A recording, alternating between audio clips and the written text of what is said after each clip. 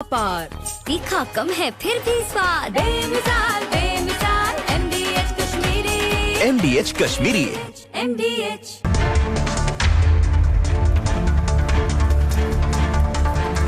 नमस्कार, मैं हूं सैयद सुहेल और आप देख रहे हैं आपका नंबर 1 शो ये भारत की बात है। उम्मीद करते हैं आप सभी पूरी तरह से फिट होंगे और बहुत बहुत सेहतमंद होंगे।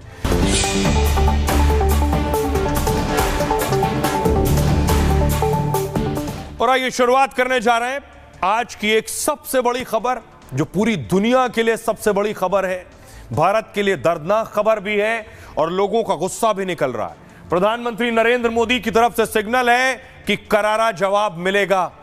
उससे पहले मैं आपको दिखाऊं आज की सबसे हिला देने वाली तस्वीर। लेफ्टिनेंट नरवाल का पार्थिव शरीर आप देख रहे हैं। उनकी पत्नी उन्हें अंतिम विदाई के लिए जिस वक्त पहुंची थी, ये तस्वीर है। पति के पार्थिव शरीर से कुछ कहती रही, लोगों से कुछ कहती रही और उसके बाद उनके पार्थिव शरीर को सलाम किया।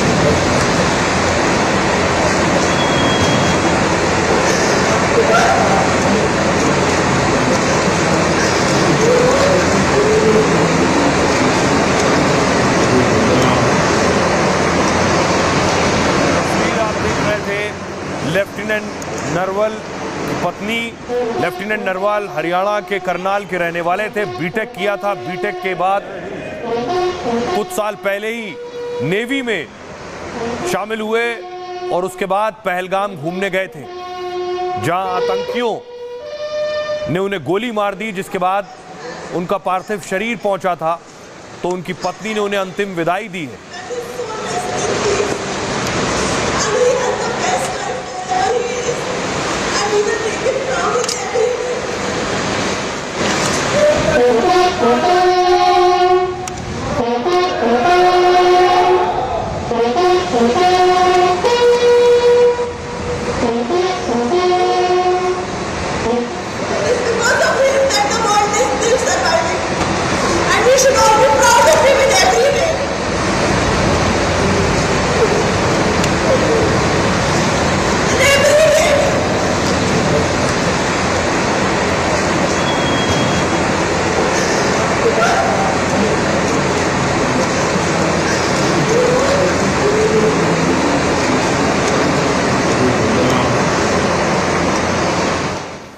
और इसके साथ ही गृह मंत्री अमित शाह मौजूद थे श्रीनगर में।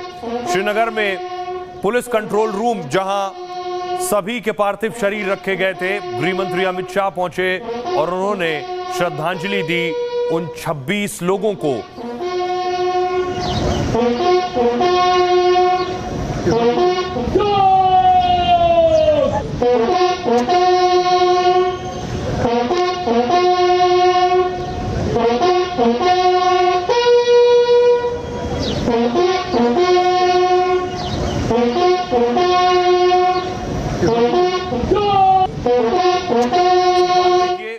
गृह मंत्री पहुंचे हैं उन पीड़ित परिवारों से मिलने के लिए। आप देखिए, परिवार, ये वो परिवार हैं जिन्होंने अपनों को देखा उस वक्त जिस वक्त आतंकी उन्हें गोलियों का निशाना बना रहे थे। आप बात करने से, अपनी बात रखने के तरीके से समझ रहे हैं उनके अंदर दहशत किस कदर थी, डर किस कदर था। पत्नियों के सामने आतंकियों ने पतियों को गोली मारी, उस वक्त सब कुछ अपनी आंखों से देख रहे थे ये परिवार के लोग। गृह मंत्री अमित शाह जैसे ही उनके सामने पड़े, लोगों को यकीन और ये भरोसा कि गृह मंत्री अमित शाह ही उनके आंसुओं का हिसाब करेंगे, अपनी बात रखते हुए क्या मंजर उन्होंने देखा, क्या दहशत उस वक्त की, उसे बयां करते हुए जिन्होंने अपनों को खोया।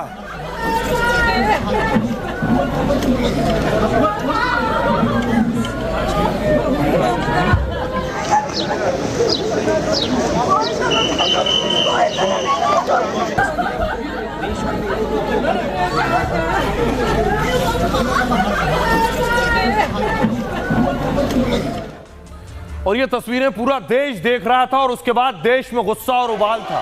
ये तस्वीर देखिए, मैं आपको दिखा रहा हूं रामबन की तस्वीर। रामबन में लोग सड़कों पर उतरे और बदले की मांग कर रहे थे।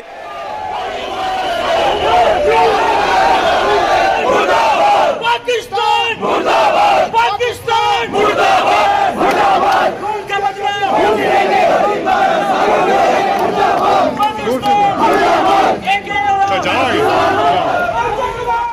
दूसरी तस्वीर देखिए, पूरे देश से इस तरह की तस्वीरें आ रही थी। देश बदला मांग रहा है इस वक्त।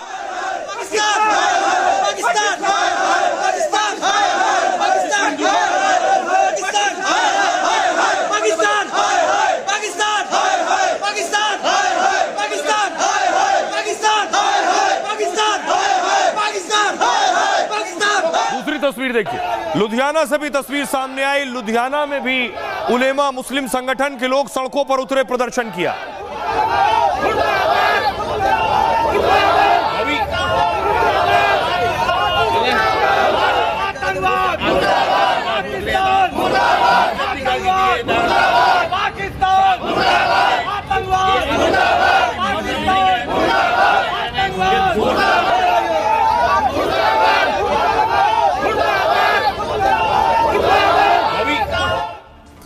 इस गुस्से के बीच मैं आपको सीधे लिए चलता हूं उस जगह, क्योंकि जहां आतंकी हमला हुआ वहां खुद गृह मंत्री पहुंचे। लेकिन यह तस्वीर देखिए, ये वो जगह है जिस जगह आतंकी हमला हुआ और जिस वक्त आतंकी हमला हुआ, ये उस वक्त का वीडियो है। गोलियों की आवाज आपको सुनाई देगी। मौत ही कश्मीरी गेम है।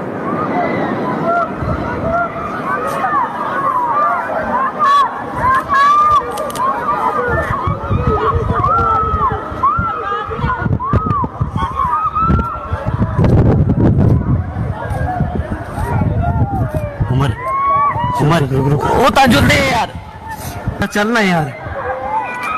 वो ये था कोई दिस्ता जहांगीर तो क्या दहशत और चीख पुकार आपको साफ सुनाई दे रही है जिस वक्त गोलियां चल रही।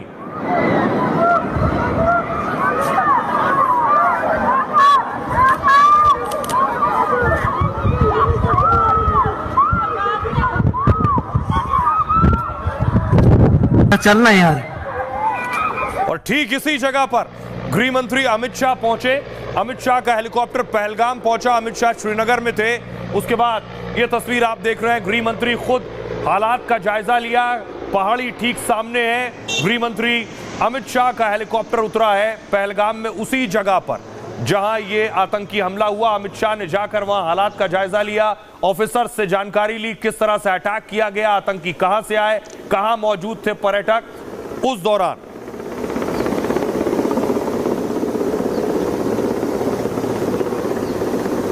अगली तस्वीर में आपको दिखाऊं कि कैसे उसके बाद जब गृह मंत्री दिल्ली पहुंचे तो कैबिनेट कमेटी ऑन सिक्योरिटी की बैठक हुई। प्रधानमंत्री नरेंद्र मोदी इस बैठक को लीड कर रहे थे। प्रधानमंत्री नरेंद्र मोदी इसे चेयर कर रहे थे। सारे वरिष्ठ मंत्री मौजूद थे कि आगे ये जो बैठक थी, ये कैबिनेट कमेटी ऑन सिक्योरिटी, सबसे बड़े स्तर की ये कैबिनेट कमेटी होती है जो सुरक्षा मामलों पर बात करती है। आखिर क्या हुआ इस बैठक में, बड़ी बात यह है, यह मैं आपको बताऊं।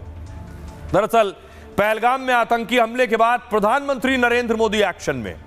सऊदी अरब से लौटने के बाद पीएम आवास पर यह बड़ी बैठक हुई। हमले के बाद सुरक्षा मामलों की कैबिनेट समिति की बैठक हुई। पीएम मोदी की अध्यक्षता में यह सीसीएस की बैठक हुई। सीसीएस में राष्ट्रीय सुरक्षा से संबंधित निर्णय लिए जाते हैं।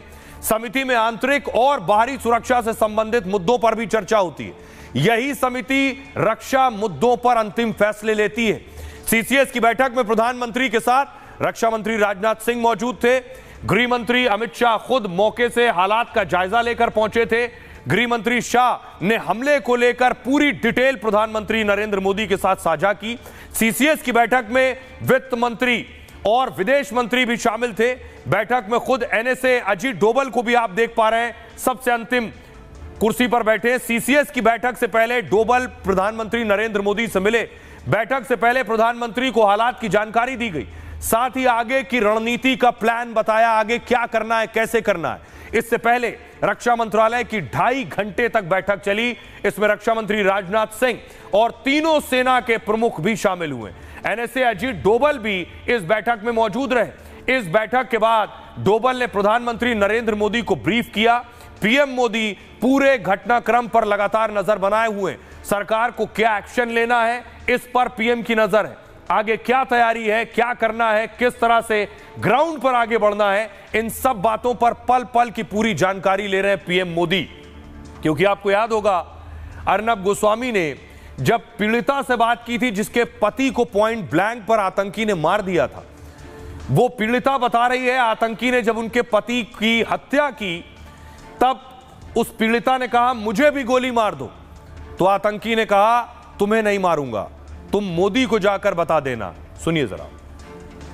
जिस बंदे ने मेरे पति को मारा ना, वो वही जा रहा था। मैंने उसे बोला मुझे भी मारो, तूने मेरे पति को मारा। मेरे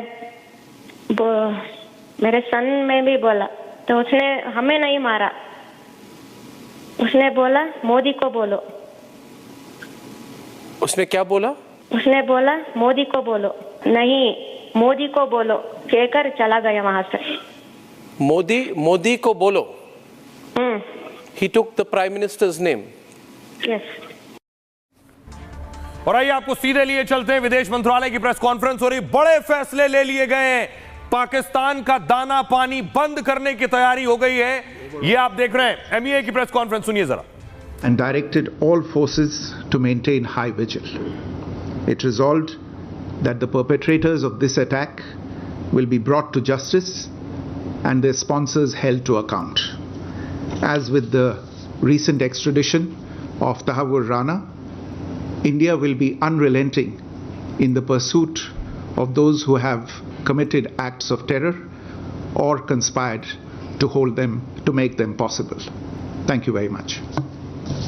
बता दें, एक हफ्ते में पाकिस्तानी राजनयिक, बड़ी खबर, पाकिस्तानी राजनयिक भारत छोड़ दें, जानकारी मिल रही है इस वक्त। आपको बता दें, बाघा बॉर्डर पर एक्शन तेज हो गया है। जो विदेश मंत्रालय ने प्रेस कॉन्फ्रेंस की है, कई बड़े अहम फैसले लिए। मैं आपको बताऊंगा बड़ी खबर जो इस वक्त मिल रही है। सीसीएस की बैठक में कई अहम फैसले लिए गए। प्रेस कॉन्फ्रेंस में बताया गया कि राजनयिक भारत छोड़ दें। पाकिस्तानी राजनयिकों का बोरिया बिस्तर बंद। 48 घंटे में पाकिस्तानियों को देश छोड़ने का आदेश दे दिया गया है। विदेश मंत्रालय ने बड़ी खबर दी है, पाकिस्तानियों का वीजा रद्द कर दिया गया है जो भी भारत में है। ये सबसे बड़ी खबर इस वक्त आ रही है। आपको बता दें, अटारी चेक पोस्ट को बंद कर दिया गया है। भारत में पाकिस्तानी दूतावास बंद। एक हफ्ते में पाकिस्तानी राजनयिक छोड़ दें। पूरी दुनिया भारत के साथ है, विदेश मंत्रालय कह रहा है पूरी दुनिया भारत के साथ खड़ी हुई है और पाकिस्तानियों का वीजा रद्द कर दिया गया। जो भी पाकिस्तानी नागरिक भारत में मौजूद हैं वो फौरन भारत छोड़ दें और अटारी चेकपोस्ट बंद कर दिया गया है। सिंधु जल समझौता रद्द कर दिया गया है। ये सारे बड़े फैसले ले लिए गए हैं। बहुत सख्ती के साथ भारत सरकार ने बताया इस बार सिंधु समझौता खत्म कर दिया गया है। जी हां, सिंधु जल समझौता खत्म कर दिया गया है। सारे पाकिस्तानियों का वीजा रद्द कर दिया गया है और भारत छोड़ने को कह दिया गया है। और आपको बता दें, यह सबसे बड़ा भारत का हमला है। पाकिस्तानी डिप्लोमेटिक चैनल बंद कर दिए हैं भारत ने। भारत में पाकिस्तानी उच्चायुक्त बंद।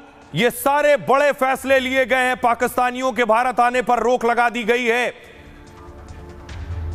सिंधु जल समझौता भी रद्द कर दिया गया है। पाकिस्तान कितना भी चीखता चिल्लाता रहे, भारत ने अपने स्तर पर ये सारे बड़े फैसले ले लिए हैं। मोदी सरकार का एक बड़ा फैसला है। पाकिस्तान को और उनके आतंकियों को तो सबक सिखाना है, लेकिन उससे पहले पाकिस्तान को 24 घंटे से कम समय में, 24 घंटे के समय में ही ये बड़े झटके दे दिए गए हैं। सिंधु जल समझौता रद्द हो गया है। पाकिस्तान पर अब तक का सबसे कड़ा फैसला लिया गया है भारत सरकार की तरफ से कि भारत में पाकिस्तानी उच्चायोग बंद कर दिया गया, यानी पाकिस्तानी दूतावास बंद हो जाएगा, पाकिस्तानी एम्बेसी बंद, और 48 घंटे में पाकिस्तानी नागरिक जो भारत में मौजूद हैं वो भारत छोड़ दें।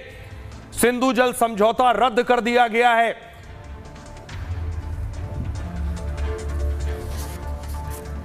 आइए अब आपको बताऊं, सवाल यह है, भारत ने बहुत बड़े फैसले लिए हैं। प्रधानमंत्री नरेंद्र मोदी सऊदी अरब की यात्रा छोड़कर वापस आए इन कड़े जवाब देने के लिए, इन कड़े फैसलों के लिए। पाकिस्तान को झटके लगने शुरू हो गए और अब उन आतंकियों की बारी है जिन्होंने हमला किया, उनकी पहचान की कोशिश हो रही है। ये जो लोग जो चश्मदीद हैं, जो उस वक्त दहशत में थे, डरे हुए थे, ये तस्वीर आप देख रहे हैं, वो चश्मदीद जो उस वक्त डर और दहशत के साए में थे। हम लोग फौजी हैं, कुछ नहीं करेंगे। आपकी सेफ्टी के लिए आए हैं, आपकी सेफ्टी के लिए आए हैं। बैठो बैठो बैठो बैठो, आपकी सेफ्टी के लिए आए हैं। हम इंडियन आर्मी हैं, बैठो। ये इंडियन आर्मी है। आप लोग कहाँ से आए हो? कहाँ से आए आप लोग? आपके बच्चे कुछ नहीं करेंगे, थोड़ा बताइए। हुआ अरे नहीं नहीं नहीं नहीं, हम लोग फौज हैं, हम लोग। बैठो बैठो, हम लोग फौज हैं। बैठो बैठो, चलो। अरे हम लोग फौजी हैं, कुछ नहीं करेंगे। आपकी सेफ्टी के लिए आए हैं, आपकी सेफ्टी के लिए आए हैं। बैठो बैठो बैठो बैठो, आपकी सेफ्टी के लिए आए हैं। हम इंडियन आर्मी हैं, बैठो। ये इंडियन आर्मी है। आप लोग कहाँ से आए हो? कहाँ से आए आप लोग? आपके बच्चे कुछ नहीं करेंगे, थोड़ा बताइए। अरे नहीं नहीं नहीं नहीं, हम लोग। ये जो तस्वीर आप देख रहे हैं, ये वो लोग जब पहलगाम में हमला हुआ आतंकियों का, उसके बाद लोग डर कर दूसरी तरफ भाग कर आए, वहां इंडियन आर्मी मौजूद थी। लोगों का डर और दहशत आप बखूबी समझ सकते हैं। ऐसे चश्मदीदों से पूछा गया और पूछकर आतंकियों के स्केच बनाए गए। 3 आतंकियों के स्केच तैयार किए गए। पहला आतंकी नंबर 1 सुलेमान शाह, दूसरी तस्वीर आप अबू तलहा की देख रहे हैं और तीसरी आसिफ फौजी की देख रहे हैं। ये 3 आतंकी जिनके 2 के स्केच जारी किए गए, तीसरे की तस्वीर, इन 3 आतंकियों की पहचान हो गई है। ये 3 आतंकी शामिल थे पहलगाम में हमला करने वालों में। एक और आतंकी अगली तस्वीर में आपको दिखाऊं जो उस वक्त हमले में शामिल था, ये वो आतंकी है। उस वक्त की तस्वीर है, हाथ में आप देखिए AK-47 लिए हुए हैं। पहनावे से यह दावा किया गया कि यह पाकिस्तानी है जो घुसा और उसके बाद उसने पहलगाम में अंधाधुंध फायरिंग की है और 26 लोगों की जान ले ली। इस हमले का जो मास्टरमाइंड था उसका भी पता चल गया है। ये जो आप देख रहे हैं असीम मुनीर के बगल में, क्योंकि बिना SI और आर्मी की साजिश के ये हो नहीं सकता, यह है सैफुल्ला जो TRF संगठन है लश्कर का, उसका चीफ है। आइए आपको बताऊं कि आखिर सैफुल्ला जिसे मास्टरमाइंड बताया जा रहा है, कौन है ये सैफुल्ला? दरअसल पहलगाम हमले का मास्टरमाइंड आतंकी है सैफुल्ला खालिद, लश्कर तैयबा का डिप्टी चीफ और हाफिज का करीबी है। जम्मू कश्मीर में TRF का संचालन सैफुल्ला ही संभालता है। इसका जन्म पाकिस्तान में हुआ, अभी रावलपिंडी में रह रहा है। रावलपिंडी में ही बैठक कर वो आतंकी हमले अंजाम दे रहा है। उसे साजिद जट, अली और हबीबुल्ला जैसे नामों से भी जाना जाता है। साल 2000 में वो आतंकी संगठन लश्कर में शामिल हुआ। ये जो शख्स आप देख रहे हैं ये हाफिज का गुर्गा है। हाफिज का जो लश्कर संगठन है उसके बाद इसने TRF बनाया है और हाफिज और इसके इशारे पर ही भारत में हमला हुआ, 26 लोगों की जान गई। पाकिस्तान के मुरीद के कैंप में इसने आतंकी ट्रेनिंग ली थी और इसकी भर्ती और ट्रेनिंग में हाफिज सईद का सीधा दखल था। पुंछ राजौरी में आतंकी गतिविधियों का इसे हैंडलर बनाया गया और इसके बाद POK में लश्कर के छोटे समूह का मुखिया बना है। यहीं से इसने भारत में आतंकी भेजने की शुरुआत की थी और फिर धीरे धीरे वो हाफिज का सबसे करीबी बन गया। इसके बाद सैफुल्ला ने TRF और PAFF संगठन बनाया। दोनों संगठन जैश और लश्कर के मुखौटा बनकर काम करते हैं। इसके संगठन को खड़ा करने वाले ISI और हाफिज सईद हैं। आतंकी हमलों के लिए फंडिंग भी इसे लश्कर तैयबा ही करता है। आइए सुनाओ आपको कि सुनिए जरा रक्षा मंत्री राजनाथ सिंह क्या कह रहे हैं। भारत सरकार वो हर कदम उठाएगी जो जरूरी और उपयुक्त होगा।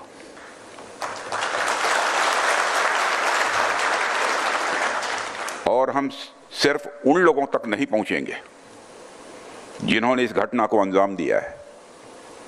हम उन तक भी पहुंचेंगे जिन्होंने पर्दे के पीछे बैठकर हिंदुस्तान की सरजमी पर ऐसी नापाक हरकतों की साजिशें रची हैं। भारत एक इतनी पुरानी सभ्यता और इतना बड़ा देश है जिसको ऐसे किसी भी आतंकी गतिविधियों से किसी भी सूरत में डराया नहीं जा सकता। ऐसी हरकतों का जिम्मेदार और इसके जिम्मेदार लोगों को आने वाले कुछ ही समय में जोरदार तरीके से नजर आएगा। मैं देशवासियों को आश्वस्त करना चाहता हूं। भारत ने पाकिस्तान के खिलाफ बड़े फैसले ले लिए। कल तक पाकिस्तानी नागरिकों को देश छोड़ना है, अगले 48 घंटे में। बड़ी खबर इस बीच बता रहे हैं आपको कि सर्वदलीय बैठक बुला ली है भारत सरकार ने। बड़ी खबर, पाकिस्तान को लेकर कल सर्वदलीय बैठक हो सकती है। ऑल पार्टी मीटिंग, सभी पार्टियों के, सभी दलों के नेताओं को बुलाया जा सकता है। रक्षा मंत्री राजनाथ सिंह की अध्यक्षता में बैठक होने वाली है। सभी पार्टियों को बुलाकर उनसे बात हो सकती है। आगे का जो प्लान है, क्या बनाया सरकार ने प्लान, कैसे आगे बढ़ना है, पाकिस्तान को लेकर यह बैठक होगी। पाकिस्तान को अब करारा जवाब देने की तैयारी और हर स्तर पर जवाब देने की तैयारी कर ली गई है।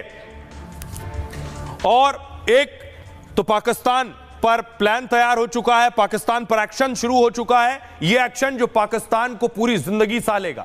दूसरा एक्शन आतंकियों के खिलाफ, यह आप देख रहे हैं पूरी तरह से जम्मू कश्मीर में सेना एक्शन में आ चुकी है। सेना के मूवमेंट से आपको अंदाजा होगा कि सेना किस तैयारी से आगे बढ़ रही है।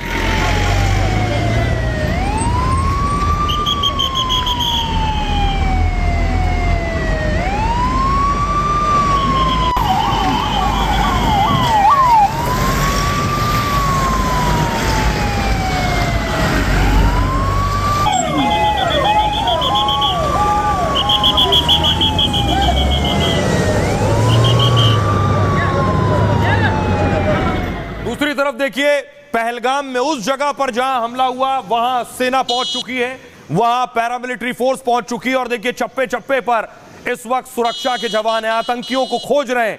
कहां छिपे हैं आतंकी? आतंकी यहां से पहाड़ियों की तरफ भागे हैं, पहाड़ियों में छिपे हो सकते हैं। तो पहली कोशिश है उस पूरी पहाड़ी को घेर लेना। पहली कोशिश है कि आतंकी ज्यादा दूर ना भागने पाए और उन्हें वहीं रोककर उन्हें वहीं खत्म करने की तैयारी है। इसके अलावा जमीन से भी ऑपरेशन हो रहा है, आसमान से भी ऑपरेशन शुरू हो गया है, क्योंकि आतंकी पहाड़ियों में छिपे और इसलिए हेलीकॉप्टर्स, ड्रोन उतार दिए गए हैं। हेलीकॉप्टर्स उनका सर्च ऑपरेशन कर रहे हैं पहाड़ियों में। आप देख रहे हैं ये पहाड़ी आपको नजर आ रही है। पहाड़ी में कहां छुपे हैं, किस जगह मौजूद है आतंकी, कितनी अंदर पहाड़ी में जा सका है अब तक, इसकी तलाश हो रही है। जहां आतंकी मिलेगा वहीं ढेर किया जाएगा, क्योंकि इस इलाके से वो बाहर नहीं जा सकता है।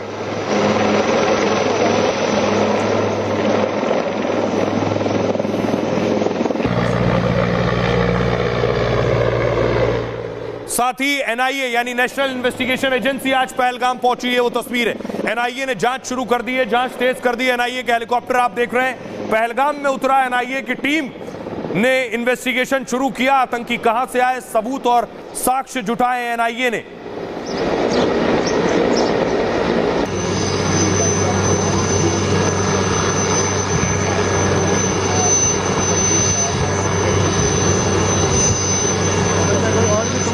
एनआईए के ऑफिसर्स आप देख रहे हैं, एक टीम दिल्ली से रवाना हुई है, एक टीम जम्मू से रवाना हुई है और एनआईए ने अपनी जांच शुरू कर दी है। दूसरी तरफ मैं आपको बताऊं कि पहलगाम कहां आतंकी छिपे हैं, किस तरह की जगह है और कैसी पहाड़ी है। तस्वीर आप देख रहे हैं, ये इस तरह की के चीड़ के पेड़ आप देख रहे हैं और ये जो आप देखिए यहां चलना भी मुश्किल है, इस तरह की जमीन है।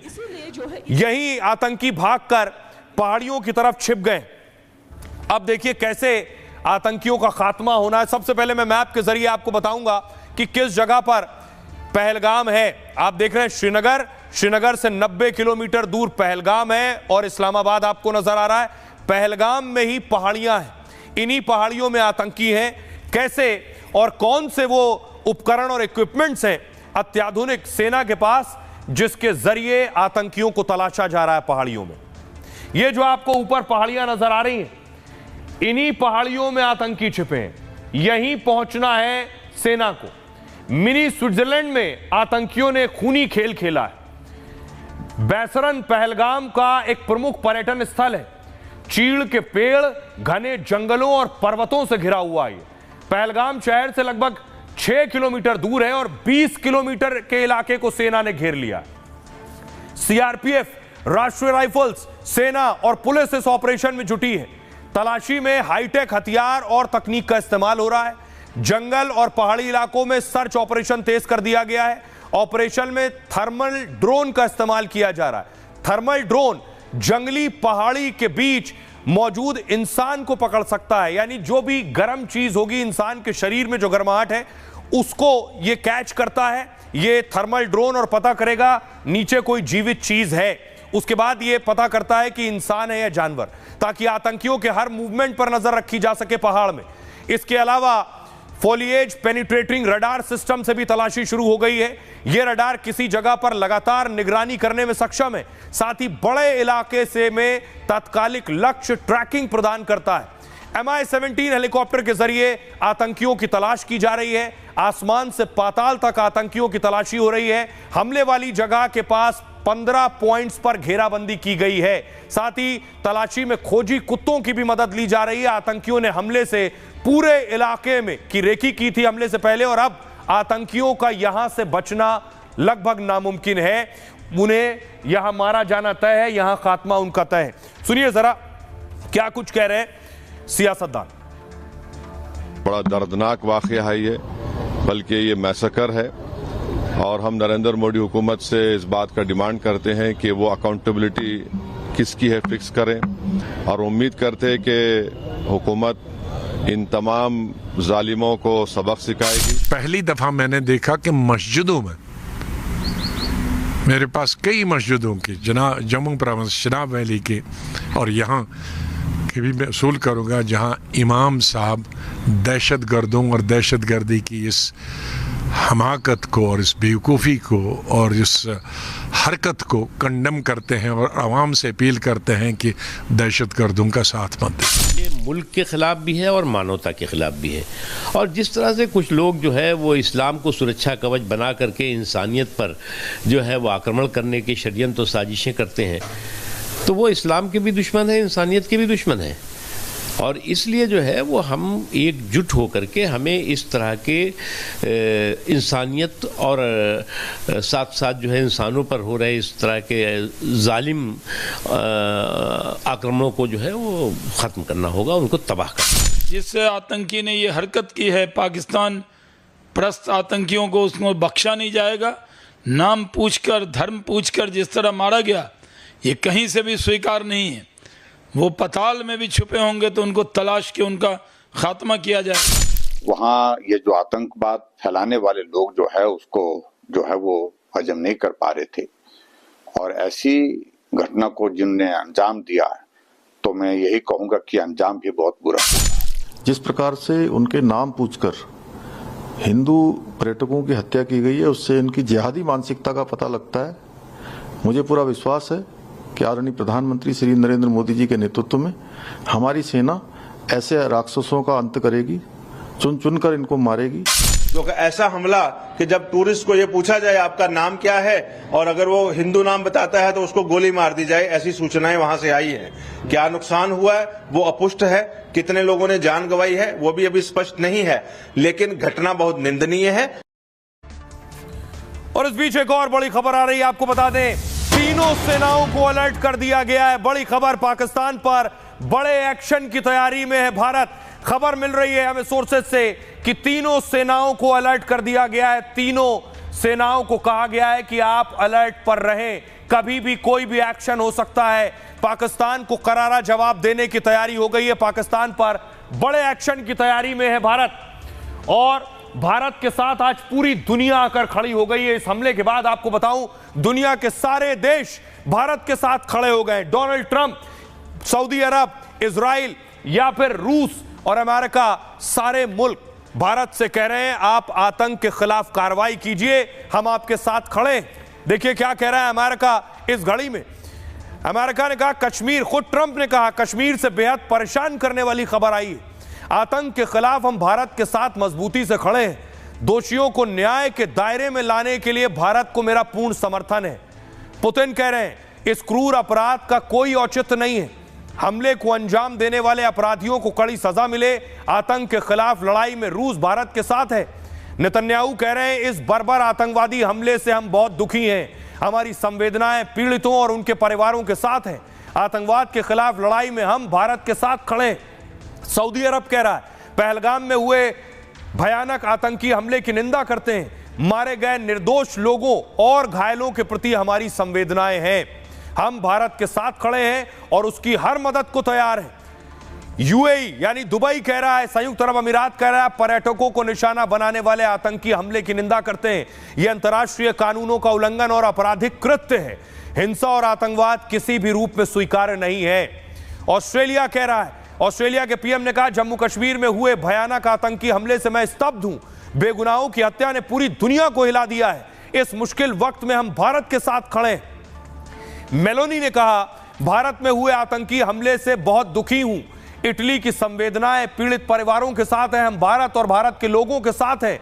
ब्रिटेन कह रहा है कश्मीर में जो हुआ भयानक आतंकी हमला बेहद विनाशकारी है, मेरी संवेदनाएं पीड़ितों और भारत के लोगों के साथ हैं।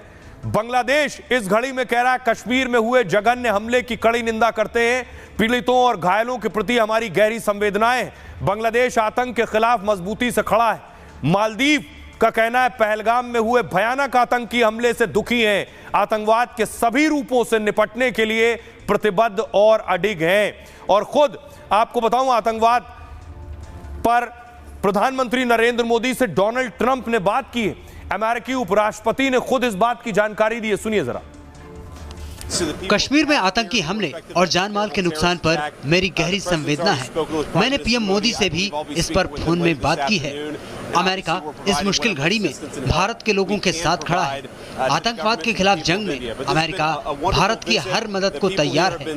राष्ट्रपति ट्रंप ने भी इस हमले पर चिंता जताई है। अपराधी हमेशा हमें डराने के लिए नए नए तरीके खोजने की कोशिश करते हैं, लेकिन हम डरने वाले नहीं हैं, हम और अधिक मजबूती से लड़ेंगे। भारत और इजराइल खतरों से निपटने के लिए बड़े स्तर पर सहयोग करते हैं और आतंकवाद से लड़ने के साधन और तरीके हम और बेहतर करेंगे और फिर मिलकर आतंक की हर चुनौती का सामना करेंगे।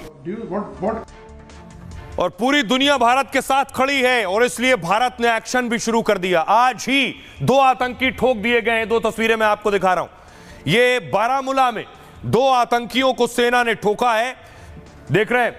पहला जो आतंकी आपको नजर आ रहा है उसके पास एक पिस्टल थी, दूसरा आतंकी जिसके पास राइफल थी। ये दोनों घुसपैठ की फिराक में थे, उसी दौरान इन्हें ढेर किया गया है दोनों आतंकियों को। और इनके पास से देखिए जो हथियार बरामद हुए हैं, ये हथियार और ये दोनों पाकिस्तानी आतंकी थे। इनके पास देखिए जिन्ना की तस्वीर छपे नोट भी मिले, ये पाकिस्तानी नोट 50 और 100 का, ये मैगजीन, राइफल, भारी गोला बारूद लेकर ये आतंकी भारत में दाखिल हुए थे। और पाकिस्तान की दहशत बढ़ गई है कि भारत कुछ बड़ा करने वाला है, टेंशन हाई है। असीम मुनीर बैठकों पर बैठक कर रहे हैं, कल से अब तक कई बैठकें कर चुके हैं कि भारत क्या करने वाला है, अपनी आर्मी को तैयार कर दिया, अपनी एयरफोर्स को तैयार कर दिया। दूसरी तरफ देखिए शहबाज शरीफ देश छोड़कर जा चुके हैं, शहबाज शरीफ तुर्की में एर्दोगन के साथ मुलाकात कर रहे हैं। ये वो तस्वीर आ रही है। पाकिस्तान में आखिर क्या हो रहा है इस वक्त? पाकिस्तान की हालत वो है कि चोर की दाढ़ी में तिनका। पाकिस्तान बिना बोले कह रहा है हमने कुछ नहीं किया। देखिए सच, पहलगाम आतंकी हमले से मोदी और भारत गुस्से में, और तो पाकिस्तान में भारी खौफ और तनाव का माहौल है इस वक्त। पाकिस्तान को डर है कि भारत हमले का बदला ले सकता है। पूरे पाकिस्तान में चर्चा है कि भारत एयर स्ट्राइक कर सकता है, जिसके चलते पाक सेना ने सीमा पर अलर्ट जारी कर दिया है। पाक सेना के अधिकारी एक्शन के डर से रात भर जागते रहे। फ्लाइट रडार में पाकिस्तान की बेचैनी के सबूत मिले। बॉर्डर के पास अपने बेस में मिलिट्री विमान तैनात कर दिए गए। उसका हरकुलिस विमान कराची से लाहौर लाया गया और कई और फाइटर प्लेन कराची बेस से रावलपिंडी लाए गए। पाकिस्तान के विदेश और रक्षा जानकारों ने चेतावनी दी है कि भारत एयर स्ट्राइक या सर्जिकल स्ट्राइक कर सकता है और इस बार उसका हमला पहले से और ज्यादा खतरनाक होगा। उसके रफाल जैसे फाइटर जेट का पाक के पास कोई तोड़ नहीं है। खतरे को देखते हुए पाकिस्तान सरकार सफाई देने में लगी है। पाकिस्तान के रक्षा मंत्री ने अपना हाथ होने से इनकार कर दिया। पाकिस्तान का इस हमले से कोई ताल्लुक नहीं, ख्वाजा आसिफ कह रहे हैं। पाकिस्तान ने बयान जारी कर मृतकों और घायलों पर चिंता जताई, लेकिन उसने इसे किसी तरह का आतंकी हमला नहीं कहा है। पाकिस्तान के विपक्षी दलों को भी भारत के हमले का डर सता रहा है और देशभक्ति के नाम पर पाकिस्तान को एकजुट होने की मांग हो रही है। पूर्व मंत्री फवाद हुसैन ने कहा, पाकिस्तान के लोग तैयार रहें, अगर भारत की ओर से हमला या हमें कोई धमकी मिलती है तो सभी पार्टियां एकजुट होकर देश की रक्षा करेंगी। सुनिए जरा, पाकिस्तान के नेता खुद बता रहे हैं कि इस साजिश में उनका क्या और कितना हाथ है। कश्मीर को सेटल तो करना पड़ेगा, आज नहीं करते कल करेंगे। 75 साल हो गए हैं, 75 साल और हमने जाया करने हैं। ये तो जाहिर है कि जो फैसला साज है दोनों तरफ उनकी मर्जी है, लेकिन इसको सेटल करना पड़ेगा। बाकी जहां तक पाकिस्तान को धमकियां देने का मामला है, थ्रेट करने का मामला है, वो मामला जो है वो तो कहीं आगे जाएगा नहीं। और आप धमकियां देंगे, इधर कौन सा लोग चूड़ियां पहन के बैठे हुए हैं, यहाँ से भी रिटेलिएशन होगी। सो बेहतर यह है कि हम मामले का संजीदगी से जायजा लें और दोनों मुल्क बैठ के इस बड़े मुद्दे के ऊपर बात करें और इसको हल करने की तरफ जो है वो हमें जाना चाहिए। बुज़दिल कायर पाकिस्तानी आतंकवादियों ने बहुत बड़ा जघन्य अपराध किया है। ये अक्षम्य अपराध है जिसे किसी सूरत में माफ नहीं किया जा सकता। आतंकवादियों को, इनके मददगारों को, इनके जो आका हैं उनको इसकी भारी कीमत चुकानी। अक्षम्य अपराध आतंकवादियों ने और पाकिस्तान ने जो किया है इसको कभी माफ नहीं किया जाए। सोचिए, इसीलिए पाकिस्तान डरा हुआ है। सवाल यह है कि पाकिस्तान ने ठीक इस वक्त भारत पर हमला क्यों किया। वजह एक ये है, प्रधानमंत्री नरेंद्र मोदी सऊदी अरब में थे। प्रधानमंत्री एक मुस्लिम देश में थे, ताकतवर मुस्लिम देश, और सऊदी के प्रिंस बिन सलमान से उनकी बड़ी बैठक थी, बड़ी बातचीत होने वाली थी और हुई बातचीत। लेकिन प्रधानमंत्री अपने दौरे को छोटा करके वापस आ गए, यानी पीएम मोदी मुस्लिम देश सऊदी अरब में थे। दूसरी तस्वीर देखिए, अमेरिका के उपराष्ट्रपति जेडी वेंस भारत में थे। ठीक इस वक्त को चुना गया हमले के लिए कि मोदी सऊदी अरब में हैं और अमेरिका के उपराष्ट्रपति भारत में हैं। इसलिए इस वक्त भारत में पर्यटकों को, बेगुनाहों को, उन लोगों को जिनका कोई कसूर नहीं, उन्हें टारगेट किया गया, उन पर अंधाधुंध गोलियां चलाई गई। अब मैं आपको बताता हूं इस टाइमिंग के पीछे पाकिस्तान का खेल क्या है। पाकिस्तान दरअसल आखिर ऐसा क्यों चाहता है और क्या चाहता था। यह दो तस्वीरें, पीएम मोदी अमेरिका के उपराष्ट्रपति के साथ और पीएम मोदी बिन सलमान के साथ। मुस्लिम देश में थे मोदी सबसे अमीर मुस्लिम मुल्क सऊदी अरब में थे और प्रिंस बिन सलमान ने मोदी को खास न्योता दिया था। मिडिल ईस्ट में यह भारत की बढ़ती ताकत का सबूत था। वहां मोदी व्यापार, निवेश पर करोड़ों की डील करने वाले थे।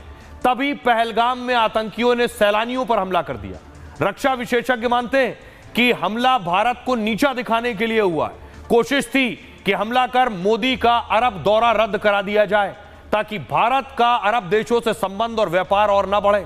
मुस्लिम देशों में भारत की डील से ज्यादा चर्चा आतंकी हमले की हो।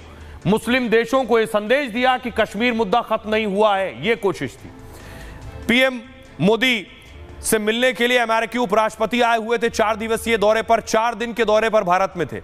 राष्ट्रपति उपराष्ट्रपति के लिए खास सिक्योरिटी प्रोटोकॉल होता है। उनके आने से पहले ही 2 C-17 ग्लोब मास्टर विमान भारत में थे। अमेरिकी एजेंसियां डेरा जमा लेती हैं, चौकसी बढ़ा देती हैं। इसके बावजूद आतंकवादियों ने कश्मीर पर हमला किया। जानकार मानते हैं कि आतंकी दुनिया को संदेश देना चाहते थे। कश्मीर के मुद्दे पर दुनिया में बात हो, आतंकियों की कोशिश। अमेरिकी उपराष्ट्रपति के दौरे के वक्त हमले से दुनिया में चर्चा होगी, यही सोचकर आतंकवादियों ने पहलगाम में हमला किया था। अब आपको सुनवाता हूं इस हमले के बाद, सुनिए जरा कर्नल टीपी त्यागी क्या कह रहे हैं इस टाइमिंग पर। पहलगाम में जो आतंकी हमला हुआ है उसकी जो टाइमिंग है उसके कई कारण हैं। सबसे पहला कारण तो एक ये भी है कि कुछ ही दिन पहले पाकिस्तान के सेनापति ने ये कहा था कि हमारी आइडियोलॉजी सुपीरियर है, हम और हिंदू आपस में किसी तरह से भी मेल नहीं खाते, हमारा रिलीजन अलग है, कस्टम अलग है, विचार अलग है, एम्बिशन अलग है, और तो और हमारी कोई कॉमन हेरिटेज नहीं है, हम सेकुलर भी नहीं है। लिहाजा उस बात को पुख्ता करने के लिए इन आतंकियों ने पहले पूछा हिंदू और फिर गोली मार दी। दूसरी बात, जो हमारे प्राइम मिनिस्टर हैं ये उस समय सऊदी अरबिया में थे, यानी कि ये कि इमीडिएट इसका कोई रिटेलिएशन ना हो। और तीसरी बात कि जिस समय ये अटैक हुआ उस समय अमेरिका के वाइस प्रेसिडेंट हिंदुस्तान में थे, जिससे पाकिस्तान बुरी तरह से बिलबिला रहा था, बौखला रहा था, अपने आप को बेइज्जत महसूस कर रहा था। और चौथी बात कि इससे पहले भी अटैक होते रहे हैं, खास तौर पे कैलाश मानसरोवर यात्रा में, लिहाजा ये उसका भी समय था। लिहाजा जो टाइमिंग है वो इस तरह से रखी गई कि एक तीर से कई निशाने किए जा सकें, लेकिन हिंदुस्तान को भी अब एक तीर से कई निशाने करने की आवश्यकता है। तो प्रधानमंत्री नरेंद्र मोदी को इसका इल्म था, इसलिए पीएम ने गुस्सा भी दिखाया वापस आते वक्त। ये पहली तस्वीर देख रहे हैं, ये वो तस्वीर है जब प्रधानमंत्री नरेंद्र मोदी भारत से जा रहे थे सऊदी अरब। तब प्रधानमंत्री नरेंद्र मोदी का जहाज पाकिस्तानी हवाई क्षेत्र से होकर गुजरा था, और जब सऊदी अरब पहुंचने वाला था तो देखिए पीएम मोदी का विमान आप देख रहे हैं, बगल में सऊदी के F-15 3 फाइटर देख रहे हैं जो एस्कॉर्ट कर रहे थे प्रधानमंत्री नरेंद्र मोदी के विमान को।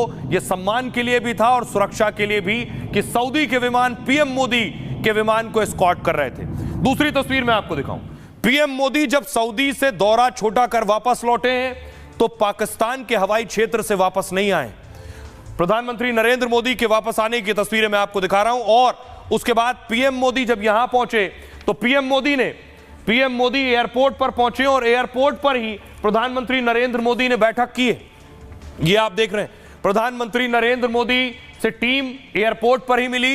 एयरपोर्ट पर देखिए खुद विदेश मंत्री एस जयशंकर मौजूद हैं। पीएम ने एयरपोर्ट पर ही पूरी जानकारी ली, क्या हमला हुआ, कैसे हमला हुआ, क्या डिटेल है। अब आपको बताऊं कि प्रधानमंत्री नरेंद्र मोदी दरअसल पाकिस्तान को ठेंगा दिखाकर लौटे। इस गुस्से में आतंकी हमले के बाद मोदी सऊदी दौरा छोड़कर भारत लौटे। दिल्ली में लैंडिंग से पहले ही पाकिस्तान को बड़ा पैगाम दे दिया मोदी ने। मोदी जब सऊदी अरब जा रहे थे तो पाकिस्तान का हवाई क्षेत्र इस्तेमाल किया, लेकिन जब लौटे तो पाकिस्तानी हवाई क्षेत्र का इस्तेमाल नहीं किया। यह संकेत कि आतंकी हमले के लिए भारत पाक को जिम्मेदार मानता है। पाक के हवाई रास्ते न लौटकर मोदी ने पूरी दुनिया को संदेश दिया, जबकि पाकिस्तान होकर सऊदी अरब का रास्ता ज्यादा छोटा है। पाक हवाई क्षेत्र से दिल्ली से जद्दा जाने में कम वक्त और ईंधन लगता है, लेकिन इसलिए सऊदी अरब जाते समय मोदी का विमान पाक एयर स्पेस से गुजरा। लेकिन जब मोदी सऊदी अरब में थे तभी देश में आतंकी हमला हुआ। हमले के बाद मोदी सऊदी अरब से ही पल पल की जानकारी ले रहे थे, और जैसे ही उन्हें आतंकी हमले में पाक का हाथ होने का इनपुट मिला, उन्होंने पाकिस्तान को कड़ा संदेश देने का फैसला कर लिया। इसलिए लौटते समय उनके एयर इंडिया 1 विमान ने दूसरा रास्ता चुना। सऊदी अरब से ओमान के हवाई क्षेत्र और फिर अरब सागर होते हुए पीएम लौटे। यह हवाई रास्ता पहले से लंबा था, इसमें ईंधन और समय भी ज्यादा लगा, लेकिन कूटनीतिक स्तर पर यह पाकिस्तान के लिए बड़ा संदेश है। सुनिए क्या कह रहे हैं एक्सपर्ट। 1000% सही बात है कि पाकिस्तान ने ही इन आतंकवादियों को हमारे देश के अंदर भेजा है। अब हमारा दूसरा जो बड़ा टारगेट होगा वो पाकिस्तान होगा। इंटरनेशनल सपोर्ट हमारे देश को मिल गया है, इसीलिए हम कोई भी कदम इस घिनौनी हरकत के खिलाफ अगर उठाएंगे तो हमारे पास इंटरनेशनल सपोर्ट ये जरूर है। लेकिन भारत और पाकिस्तान का मसला ये सिर्फ भारत और भारत ही सुलझाएगा। किसी भी तरह के टूरिस्ट स्पॉट पर अटैक होना एक साजिश दिखाता है कि आप टूरिस्ट को कम करना चाहते हैं। जेएनके में एक वो खौफ का माहौल लाना चाहते हैं जहां टूरिस्ट ना आए। हमने इस ऑपरेट एरिया को देखा हुआ है, इसमें डिफिकल्टी है और डिफिकल्टी को ओवरकम करना ही आर्मी का काम है। एक टेररिस्ट के एस्केप करने की जो लाइफ है वो मेरे ख्याल 72 घंटे से ज्यादा नहीं होती। जो सिक्योरिटी नेटवर्क है वो अपने आप में बड़ा इफेक्टिव है और इस तरह की घटना को बारे में हमेशा इवैल्यूएट करता है कि कैसे वो ऑपरेट करेंगे। मेरा अपना होप एंड एश्योरेंस है कि इन चारों टेररिस्ट को मार गिराया जरूर जाएगा। और अब भारत में जो गुस्सा है, इस गुस्से के बाद देश सिर्फ बदला मांग रहा है। देश की मांग है कि पाकिस्तान को कड़ा जवाब दो। उसकी शुरुआत भी हो गई है। यह तस्वीर मैं आपको जम्मू की दिखा रहा हूं। जम्मू में लोग सड़कों पर उतरे, लोगों ने प्रदर्शन किया।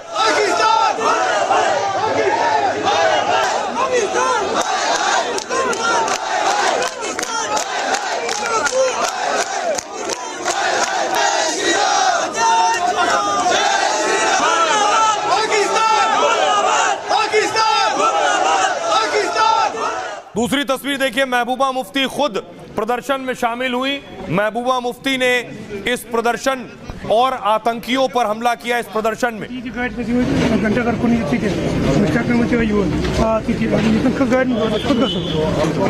दूसरी तस्वीर मैं आपको दिखाऊं, मुंबई से तस्वीर सामने आई है।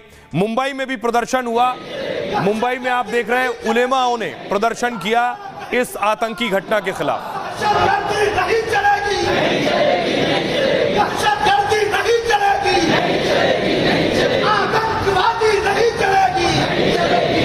हमारे मुल्क में दहशतगर्दी बंद करो। हमारे मुल्क में दहशत। अब सवाल यह है, दो लोग सबसे ज्यादा पाकिस्तान में इस वक्त डरे हुए हैं, एक हाफिज सईद और दूसरे शहबाज शरीफ और असीम मुनीर। आपको बताऊं कहां है हाफिज सईद और असीम मुनीर, क्योंकि इन्हें लग रहा है इनके खिलाफ कुछ बड़ा एक्शन हो सकता है। पहलगाम में आतंकी हमले के बाद पूरे पाकिस्तान में खौफ है। सबसे ज्यादा टेंशन में हाफिज सईद और असीम मुनीर। लश्कर का चीफ इस समय लाहौर के कोट लखपत जेल में है। हालांकि यह जेल उसके लिए पाक में सेफ हाउस की तरह है, लेकिन पहलगाम अटैक के बाद जेल की सुरक्षा को बढ़ा दिया गया है। हाफिज सईद की बैरक के आसपास हाईटेक सुरक्षा कर्मी तैनात हैं। जेल परिसर और आसपास के क्षेत्र को छावनी में तब्दील कर दिया गया है। आईएसआई के रहनुमा जेल अधिकारियों से पल पल की अपडेट ले रहे हैं। खबर तो यह भी है कि हाफिज को दूसरी जेल में शिफ्ट करने की तैयारी है। दूसरी तरफ पाक सेना के प्रमुख असीम मुनीर भी हाई अलर्ट पर हैं। रावलपिंडी से इस्लामाबाद के लगातार चक्कर काट रहे हैं। भारत के हमले में खौफ में रावलपिंडी में लगातार बैठकें हो रही हैं। दावा यह भी है कि कल पूरी रात मुनीर समेत अधिकारी जागते रहे। भारत की सीमा के नजदीक पाकिस्तान ने अपने फाइटर जेट उतार दिए। असीम मुनीर ने कुछ दिन पहले कश्मीर को लेकर विवादित बयान दिया था। इस्लामाबाद में कार्यक्रम के दौरान कश्मीर को गले की नस बताया था और मुनीर ने बंटवारे का जिक्र करते हुए हिंदुओं से मुस्लिमों को अलग बताया था। अब पहलगाम आतंकियों ने हिंदू नाम पूछकर ही लोगों को गोलियों से भूना है। सुनिए जरा असीम मुनीर ने क्या कहा था। हमारे पूर्वजों ने सोचा है कि हम जीवन के हर मुमकिन पहलू में हिंदुओं से अलग हैं। हमारा धर्म अलग है, हमारे रीति रिवाज अलग हैं, हमारी परंपराएं अलग हैं, हमारे विचार अलग हैं, हमारी महत्वाकांक्षाएं भी अलग हैं। यहीं से टू नेशन थ्योरी की बुनियाद रखी गई थी। हमें पाकिस्तान आर्मी की कमर तोड़ने के लिए कदम उठाने चाहिए। जितने भी ट्रेनिंग कैंप हैं उनको उड़ाना चाहिए। आसिम मुनीर इसको एस्केलेट करना चाहता है तो भारत को उसको सबक सिखाना पड़ेगा। मैं समझता हूँ आज पूरी दुनिया आपके साथ खड़ी है, चाहे वो प्रेसिडेंट ट्रंप हो, मोदी जी ने बात की है सभी से, पुतिन हो, आप के सऊदी अरबिया के जो प्रिंस हैं वो हों, सभी देश आपके साथ खड़े हैं, नेपाल आपके साथ खड़े, सभी देश। मैं समझता हूँ आज भारत को पाकिस्तान को रिस्पांस जो एप्रोप्रिएट रिस्पांस है वो देना चाहिए। और पाकिस्तान को अभी से जवाब मिलने लगा है। भारत सरकार ने जो बड़े फैसले लिए हैं पाकिस्तान के लिए, ये बहुत बड़े झटके हैं। पाकिस्तान से चीखें निकल रही हैं। सबसे पहले मैं आपको बताऊं, पहला करारा जवाब, पाक के साथ राजनयिक संबंध भारत ने खत्म कर दिए। भारत में पाकिस्तानी उच्चायोग बंद। इस्लामाबाद ने से अपने राजनयिकों को भारत वापस बुला रहा है। दूसरा करारा जवाब, भारत ने सिंधु जल समझौता खत्म कर दिया है। कई कानूनी नोटिसों के बावजूद पाक सहयोग नहीं कर रहा है। तीसरा करारा जवाब, पाकिस्तान को अलग थलग करने की रणनीति शुरू। दुनिया के देशों को हमले के सबूत सौंपेगा भारत। चौथा करारा जवाब, पाक नागरिकों को 48 घंटे में भारत छोड़ने के लिए कह दिया गया है। पाकिस्तानियों का वीजा तत्काल प्रभाव से बंद। ऐसा कर भारत ने पाकिस्तान को सख्त संदेश दिया है। पाकिस्तान में भारतीयों की यात्रा पर पाबंदी लगा दी गई है। अटारी बॉर्डर से आवाजाही बंद हो गई है। पांचवा बड़ा झटका, पाकिस्तान में घुसकर आतंकी ठिकानों पर हमले हो सकते हैं। भारत ने पहले भी इस अंदाज में पाक पर हमला किया है। आतंकियों के ट्रेनिंग कैंप को निशाना बना सकता है, पीओके में आतंकियों के ठिकानों को भारत तबाह कर सकता है। और इस बीच बड़ी खबर आ रही है कि भारत ने एक्शन शुरू किया, पाकिस्तान हिल गया है, भारत के एक्शन पर गिड़गिड़ाने लगा है पाकिस्तान। बड़ी खबर आपको बता दें, जानकारी मिल रही है इस्लामाबाद से कि भारत, हमारे किसान बर्बाद हो जाएंगे। पाकिस्तान कह रहा है कि भारत ने जो प्रतिबंध लगाए उसके बाद हमारे किसान बर्बाद हो जाएंगे, सिंधु जल समझौता रद्द नहीं किया जा सकता। भारत ने जैसे ही ये बड़ा फैसला लिया, पाकिस्तान के न्यूज चैनल में देखिए ब्रेकिंग चल रही है, पाकिस्तान का हलक सूख गया भारत ने जैसे ही पानी बंद किया है। पाकिस्तानी न्यूज चैनल की तस्वीर आप देख रहे हैं। नरेंद्र मोदी की जेर सदारत काबीना इजलास के बाद भारत ने पाकिस्तानियों को 60 के तहत वीजे, पाकिस्तान से सिंतास मुआहिदा मुअत्तल करने और अटारी चेक पोस्ट बंद करने का ऐलान किया है। भारतीय वज़ीर आज़म नरेंद्र मोदी की जेर सदारत काबीना इजलास के बाद भारत ने पाकिस्तानियों को 60 के तहत वीजे बंद करने का फैसला किया है। तर्जुमान भारतीय वजारत खारजा की प्रेस कॉन्फ्रेंस में ऐलान किया, सिखाया जाए अब सर्जिकल स्ट्राइक या एयर स्ट्राइक नहीं, अब हमें लाहौर के अंदर तिरंगा चाहिए, ये मांग हमारी। हिंदू धर्म को मानने की कोशिश की है, कोई भी इस पाकिस्तान को नहीं बख्शेगा, हर खून की बूंद का हिसाब किया जाएगा, ये पक्की बात है। हमला करो, हमला करो, हमला करो, हमला करो, हमला करो, हमला करो, हमला करो, चुप ना बैठो, चुप ना बैठो, चुप ना बैठो, चुप ना बैठो। अगर 22 मारे हैं तो 2200 मारो और काली हमला करो पाकिस्तान। और ये जो लोगों का गुस्सा है ये लाजमी है, क्योंकि हमने अपने 26 लोगों को खोया है। ये वो चेहरे हैं जो पहलगाम में उस वक्त मौजूद थे, आतंकियों ने हमला किया और ये अब हमारे बीच नहीं है। ये 26 लोग नहीं, 26 परिवार, पूरा देश दुखी है। और इस हमले में शहीद हुए हैं लेफ्टिनेंट नरवाल। लेफ्टिनेंट नरवाल, अभी कुछ वक्त पहले ही उनकी शादी हुई थी, तस्वीर में आपको दिखाऊं, ये है लेफ्टिनेंट नरवाल। इनका पार्थिव शरीर इनके पैतृक निवास पहुंच चुका है। आइए आपको लिए चलता हूं, दिखाता हूं वो तस्वीरें जिस वक्त इनकी अंतिम विदाई हुई और इनका पार्थिव शरीर वहां पहुंचा। जम्मू कश्मीर के पहलगाम में 26 सैलानियों की मौत हुई है। मरने वालों में एक संयुक्त अरब अमीरात का, दूसरा नेपाल का है। इनमें दिल्ली से सटे हरियाणा के लेफ्टिनेंट विनय नरवाल भी शामिल हैं। लेफ्टिनेंट विनय नरवाल नौसेना में थे, 3 साल पहले ही नौसेना में शामिल हुए थे। लेफ्टिनेंट विनय नरवाल की शादी पिछले हफ्ते हुई थी गुरुग्राम की हिमांशी नरवाल से। 16 अप्रैल को उनकी शादी हुई थी। विनय और हिमांशी हनीमून ट्रिप पर 21 अप्रैल को पहलगाम पहुंचे थे, लेकिन आतंकियों ने 26 साल के विनय की गोली मारकर हत्या कर दी। विनय नरवाल का पार्थिव शरीर आज उनके शहर करनाल पहुंचा। इससे पहले जब विनय का पार्थिव शरीर दिल्ली एयरपोर्ट पर उतरा तो उनकी पत्नी हिमांशी नरवाल पार्थिव शरीर से लिपट कर रोने लगी।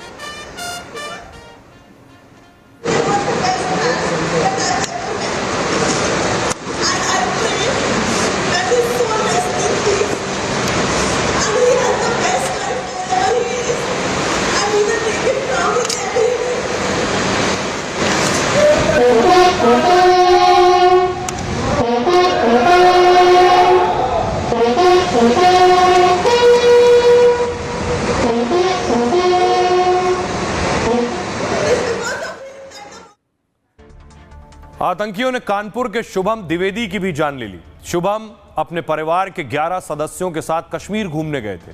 23 अप्रैल को सबकी वापसी थी, लेकिन 22 अप्रैल को दर्दनाक घटना हो गई। परिवार के सभी लोग शुभम के जीजा का जन्मदिन मनाने पहलगाम गए थे। 18 अप्रैल को शुभम के पूरे परिवार ने धूमधाम से जश्न मनाया, फिर सभी लोग अलग अलग घूमने निकल गए। लेकिन 22 अप्रैल को जो हुआ उसे दुनिया ने देखा। इस बीच शुभम द्विवेदी का एक वीडियो भी सामने आया।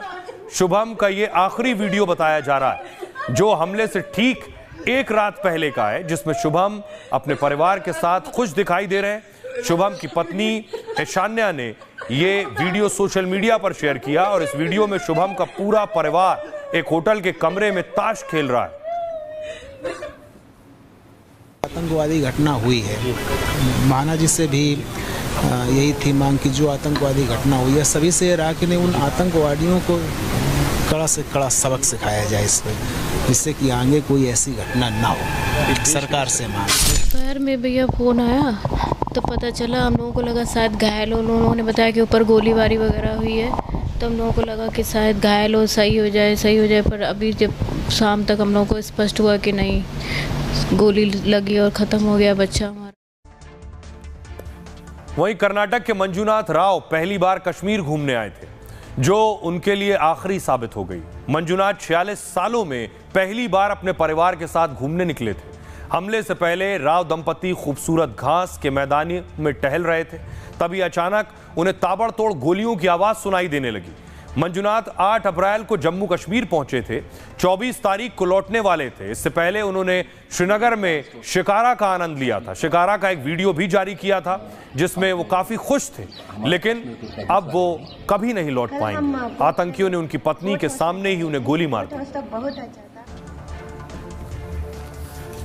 तो ये तस्वीर जिन लोगों ने अपनों को खोया है, पूरा देश इस गम को महसूस कर रहा है और इसीलिए पीएम मोदी ने और भारत ने कार्रवाई भी शुरू कर दी है और बहुत जल्द कुछ और बड़े एक्शन होने वाले हैं। अपना और अपनों का बहुत बहुत ख्याल रखिए। रुकना एक छोटे से ब्रेक के लिए।